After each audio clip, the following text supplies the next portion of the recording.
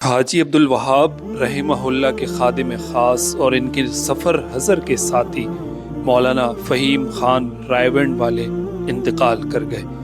انا للہ و انا الیہ راجعون۔ ناظرین، حاجی عبدالوہاب رحمہ اللہ جو تبلیغی جماعت کے سربراہ تھے، ان کے خادم خاص اور ان کے ساتھ سفر حضر کے ہمیشہ کے ساتھی مولانا فہیم خان رائیونڈ والے کا آج انتقال ہو چکا ہے۔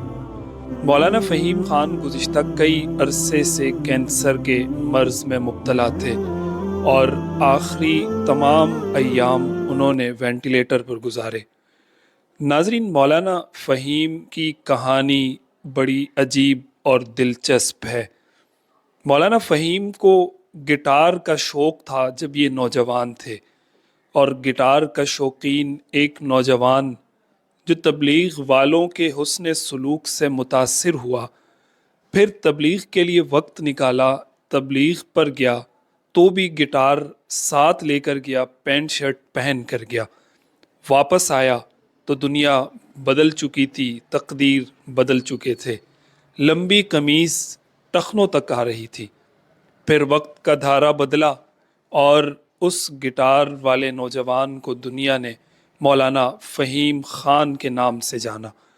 مولانا فہیم خان مدرس مدرسہ عربیہ تبلیغی مرکز رائیونڈ بھی تھے۔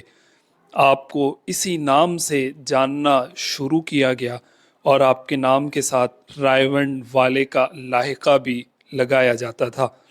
سالوں تک مولانا فہیم خان حاجی عبدالوہاب رحمہ اللہ کے سفر اور حضر کے ساتھی رہے، مگر گزشتہ کچھ دنوں سے مولانا شدید بیمار رہے، کینسر کے موذی مرض میں آپ مبتلا تھے۔